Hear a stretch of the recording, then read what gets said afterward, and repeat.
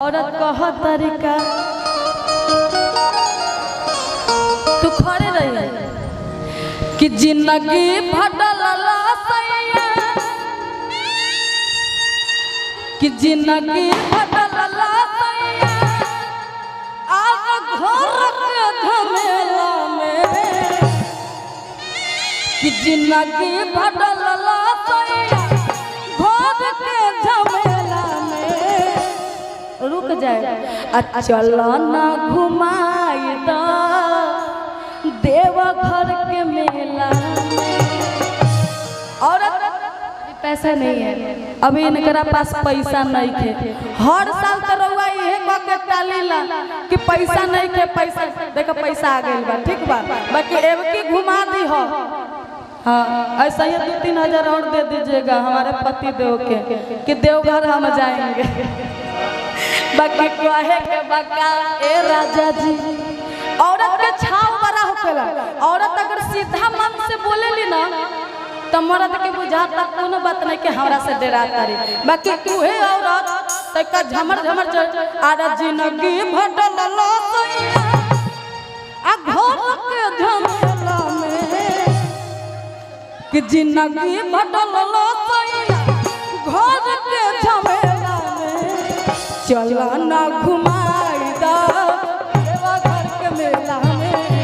चलो ना घुमाई दो देवघर के मेला में जिंदगी भटल सैया घर के झमेला में। जिंदगी भटल सैया घर के झमेला में। ए राव अच्छा आपका देवर जी है मेरा भाई तुम्हारा कि जिंदगी बदल सैया घर के झमेला में। ए राजा जी जिंदगी बदल सैया घर के झमेला में चलो ना घुमाई दो देवघर के मेला में।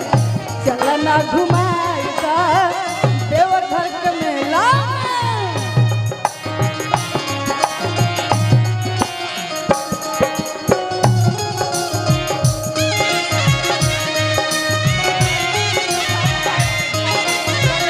बजरंगी भाई के साधु भाई पप्पू सिंह नगरा की तरफ से बहुत सारा प्यार आशीर्वाद पुरस्कार है। हाँ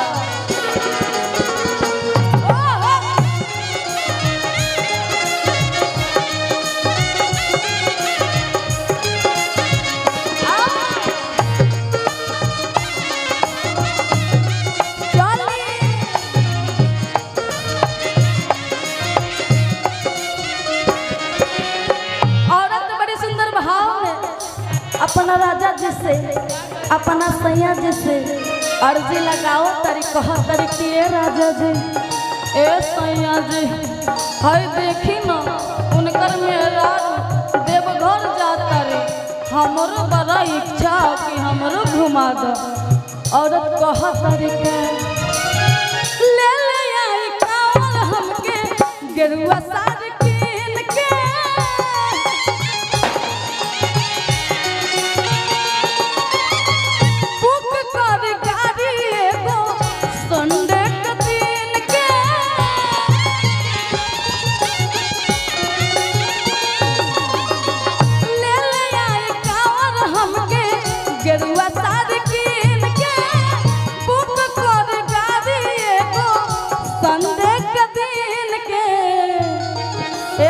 भैया औरत कह तरीका मंडे के जलवा ढारो मंडे के जलवा ढारो सुबह के बेला में। मंडे के जलवा ढारो सुबह के बेला में चली ना घुमाई देवघर के मेला में। चली ना घुमाई देवघर के मेला में।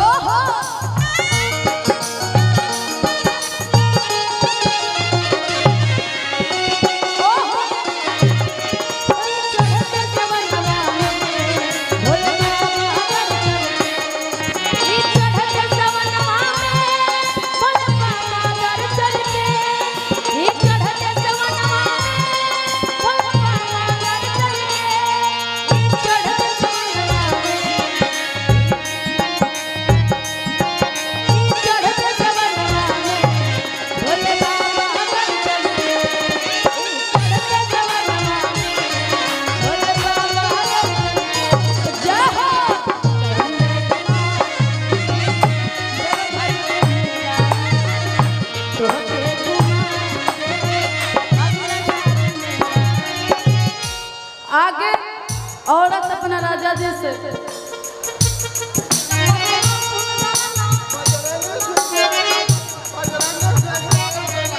बजरंगी सिंह रावण टोला उनके तरफ से बहुत सारा प्यार आशीर्वाद और पुरस्कार हो। बहुत बहुत धन्यवाद। जय माता दी। बाकी औरत बड़ी सुंदर भाव में बताओ तरीका ए राजा जी आई देख लो। बहुत बहुत धन्यवाद दोनों आदमी के। ये तक कंजूस सही हो गई। बाकी कहे चढ़ले सवनवा राजा लेके आई हकावा जब जब सावन में बढ़े लपा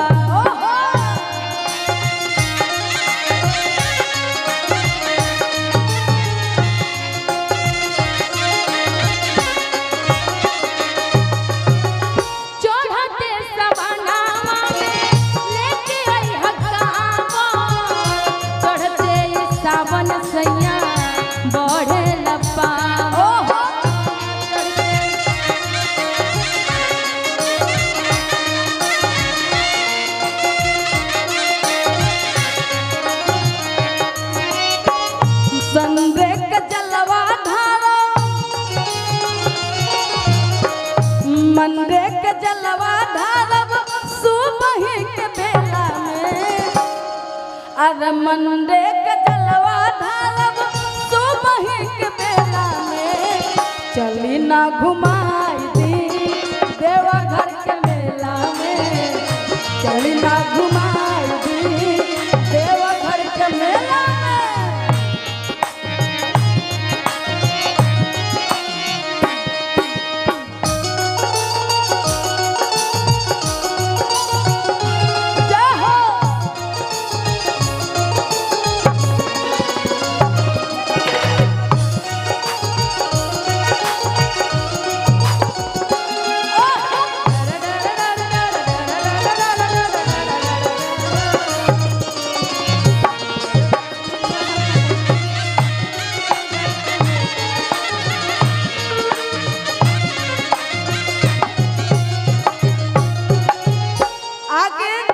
नगदन चाचा जी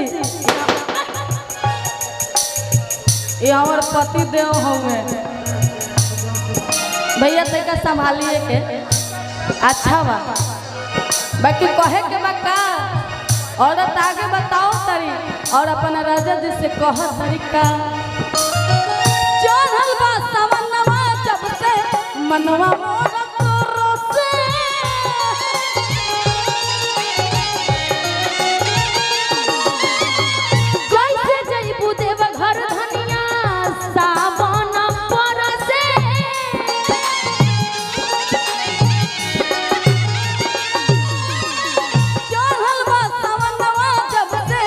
मनवा मोर तोरा से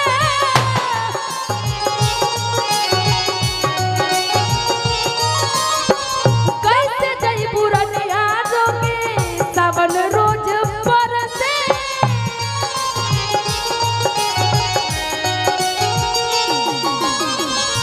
आगे कहत तारी बड़ी सुंदर भाव का तरी ए राजा जी सुतला में सपना शिव के।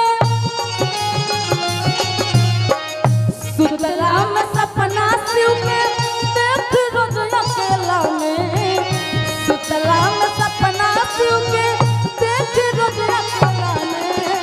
चली ना घुमाई दी देवघर के मेला में। चली ना घुमाई दी देवघर के मेला में। चल ना घुमाई दी देवघर के मेला में।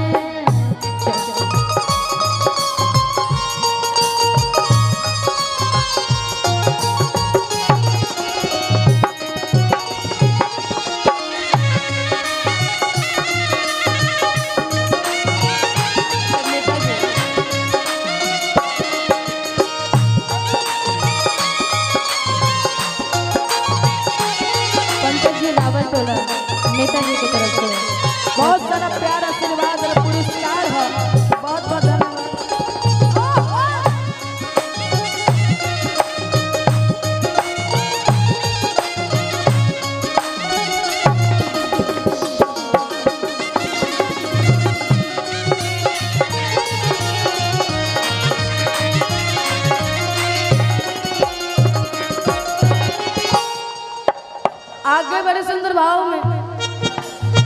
अच्छा बताओ तरी और कहत तरी के राजा जी ए सैया जी अब तक कुछ भाड़ा किराया तो हो ही गइल बा।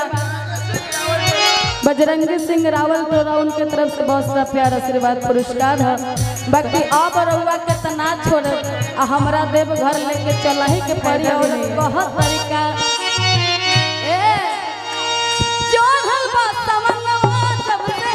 मनवा मोरा तोरा से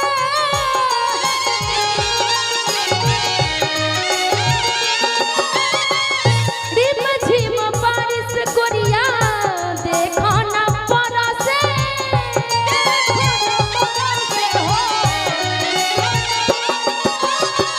चढ़ल बा सवनवा जब से मनवा मोरा तोरा से जब में जितेंद्र दर्शन करैता हो नजर से। आगे कह तरीका सुतला में सपना शिव के